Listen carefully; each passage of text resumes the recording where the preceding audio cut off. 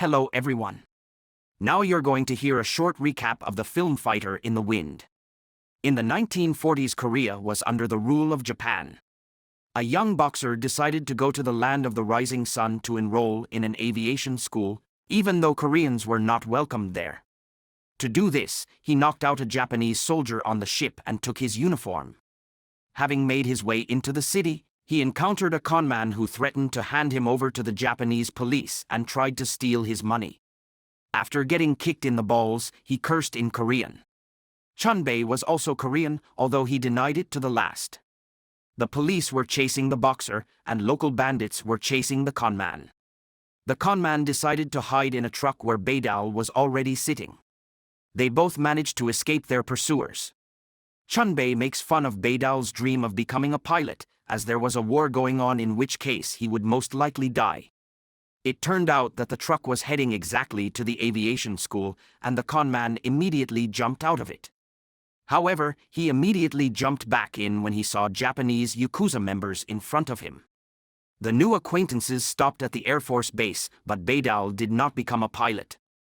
That day he and his friend were forced to survive the bombing of the base, while tied to a pole.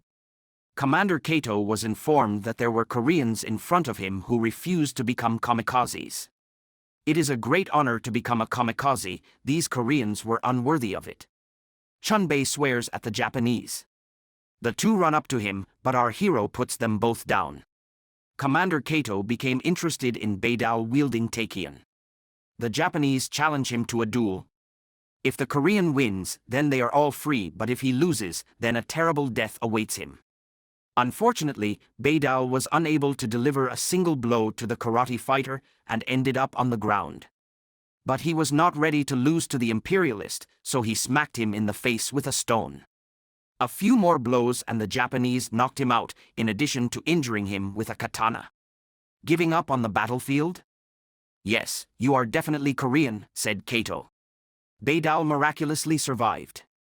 But the Japanese had to surrender that year after an atomic bomb attack. In a Tokyo market, the Koreans swindled locals by luring them into playing a slot machine.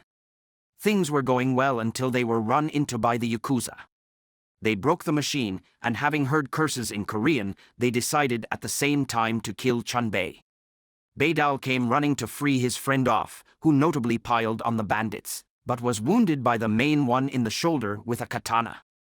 When the sword stopped right at his neck, Baedal peed himself, smearing the bandit's boot. The bandit humiliated him in front of the crowd. Then ordered him to lick his shoes and call himself a wiener. The Korean obeyed, then licked his dirty shoe and called himself a wiener. A man standing in the crowd, with a hook instead of a hand, stood up to him. The bandits knew him and were afraid of him, but still they attacked. Even with one hand, he took down the whole gang. The conflict ended when the police arrived at the scene of the showdown. The man's name is Beom-soo. He is also a Korean immigrant and lived with a circus group. Baedal apologizes to him for his indignity. Beom-soo dreamt of building a school there for Korean children so that they do not forget their native language. Baedal begged his savior to teach him how to fight as well, and without getting his consent, sat in the pouring rain and did not move from his place. Once upon a time, Beom-soo was a servant in the Baedal family and taught the boy the basics of martial arts, but one day he was wounded and captured by Japanese soldiers. He still called the boy master and gave him a book written by the great swordsman Miyamoto Musashi. Justice without force is powerless, force without justice is tyranny. One day, the Koreans encountered Kato walking into the Karate Association building. He mocked Baedal and also called him a wiener. So you are that wiener from the market, now that's what they call you. Is that why you fought for your life back then? Said Kato. The sad guy couldn't find the strength to train, but then Beom-soo gave him some practical lessons. At night, an American occupier wanted to abuse a Japanese girl. The police didn't react to this in any way, so our hero had to stand up for her. The guy then only thought about the pretty girl, but he was a complete zero when it came to relationships with the opposite sex. Baedal now worked as a driver and gave Yoko a lift with her friend. She talked about her savior, a tiger who protects Japanese girls from American soldiers. Beidou decided that this is what he would do at night. He was even put on a wanted list, promising a reward of as much as $2.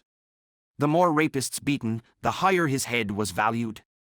He gave all the tokens he took to his girlfriend, but one day the American soldiers cornered the poor fellow and wounded him in the shoulder, but he managed to escape. Yoko hid the hero at her home and bandaged his wounds. The girl recognized her savior and offered to be his friend. Over time, the friendship turned into a romantic relationship. One night the tiger was brought to Kato. He boasted that he had been doing karate since the age of 5, and no one has managed to defeat him, and only Beidou was able to strike him. So he admitted that the Korean had the spirit of a fighter, but he could not call himself a tiger. He did not have the honor of a samurai. The Yakuza came to scare the Korean circus performers, to rob them of their ration cards. Their protector is one-handed Biamsu. The bandits surrounded him, and the vile leader killed him, cutting him with a katana. Beidou did not have time to help the teacher. The Koreans mourned the death of their hero. Beidou strapped a club to his hand and went to take revenge. Other men joined him in the street. A fierce mass brawl ensued. The Yakuza boss used his katana. For this, the big guy stabbed him in the belly with a knife. Beidou was knocked unconscious by a blow to his head. The military came to disperse the crowd. After these events, Beidou realized that he wanted to change his life so that he could be proud of himself. Collecting his things, he went to the mountains, leaving his Yoko alone. The barefoot hermit hardened his body in the cold, beat his palm on a rock, smashed his fists into trees and cut off his eyebrows with a knife. Beidou also ran through the forest and practiced his punches, studying from the book by Miyamoto Musashi. Over time, he destroyed his training dummies and even broke the bloody rock. The Korean took the Japanese name Majutatsu Oyama. In his tattered, filthy clothes, he entered a town and went to the best karate school to show what he can do. But karate fighters do not fight strangers lest they injure them. Beidou, in turn, brought protection so that the opponent would put it on and not be crippled himself. The behavior of the wiener from the market angered the proud Japanese, and they decided to teach him a lesson. The curly-haired man flew off with one blow, the second was knocked down. The next ones lost from a blow to the head. So it was down to the best fighter. Oyama defeated him with a low kick. The news of the beast defeating 10 karate fighters was even printed in the local newspaper. Kato was angry. He was now teaching karate to Japanese policemen. Still the same ragamuffin, Oyama traveled the country and defeated the students of one school after another, and no one could withstand his tough style. Journalists recorded all his victories. Once a ninja imperceptibly attacked him, but he emerged victorious from this duel. One day Oyama appeared on the doorstep of Yoko's house and started crying and hugged her. The filthy Oyama finally took a dip in the hot water. The Japanese girl did not understand why her lover chose such a life for himself. She was worried that he would leave again. Majutatsu still continued on his way. He defeated representatives of various martial arts, judo, kabuto, karate, aikido. No one could stop him. Journalists called him the best, a real hero.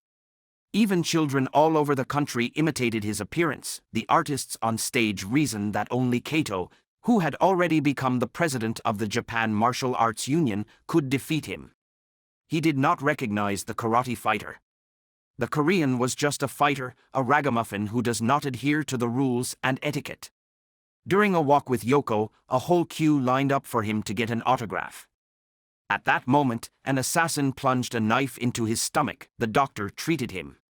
At Yoko's house, an elderly woman lashed out at the girl for bringing a man into the house.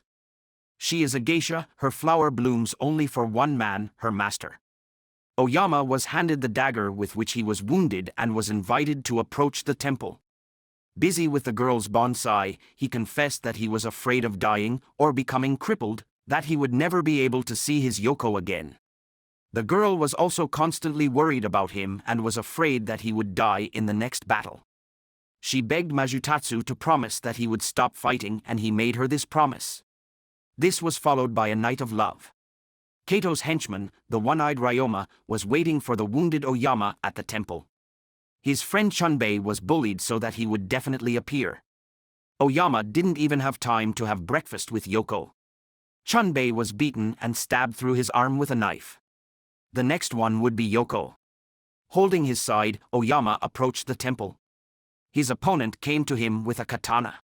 The Korean planned how he would act, but the Japanese turned out to be too fast. How could Oyama escape from the deadly weapon? At one point he grabbed the blade with his hands and aimed it at his shoulder. He was forced to take a through wound in order to deliver a fatal blow with his fist. The hero came to his senses only in the morning. Next to him, a dead one-eyed Japanese man laid frozen in a sitting position. Oyama was thrown behind bars. He refused to meet Yoko, but the insistent girl visited the police station day after day. According to Kato, he was not involved in the conspiracy against Oyama. His henchman Ryoma was hired by an old sensei from the union. He invited the wiener to fight him, but he didn't not want to. He remembered his promise. The one-eyed Japanese man also forced him to stain his hands in blood.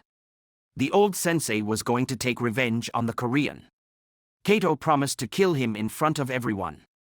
Oyama was released from prison. He admitted that it was self-defense. Only Chunbei met him. Yoko gave him one last look out of the car and drove away with tears in her eyes. Oyama went to the home village of Ryoma, who was killed by him, leaving behind a widow and a teenage son. The karate fighter immediately admitted who he was, and on his knees, asked for forgiveness. A day passed, but the Korean never got up from his knees.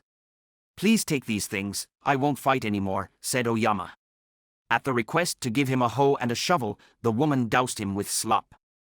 Oyama spent the night in a shed and ate raw vegetables. Peers bullied the boy because he no longer had a father. There was no one to intercede for him, and according to local tradition, no one would climb to the top of the mountain with him. Oyama heard this and undertook the journey to carry the boy up the mountain on his back. On the way, he treated the boy with baked potatoes. He climbed to the very top and was already on his feet. The view was magnificent from there. By spring, Oyama had already become friends with the boy and was helping the family around the house with housework. Majutatsu came to visit Chunbei. In the newspapers, his act was presented as if he had dishonored the widow. At night, a woman came to Oyama's shed with his tattered clothes. She had also read the newspapers and asked to be an example for her son. "Become Japan's strongest man.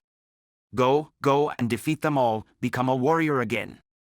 Majutatsu left the kid a karate figurine and left the village. Before the final fight of his life, he took a good bath and arrived at the field to fight against a whole crowd of Japanese people.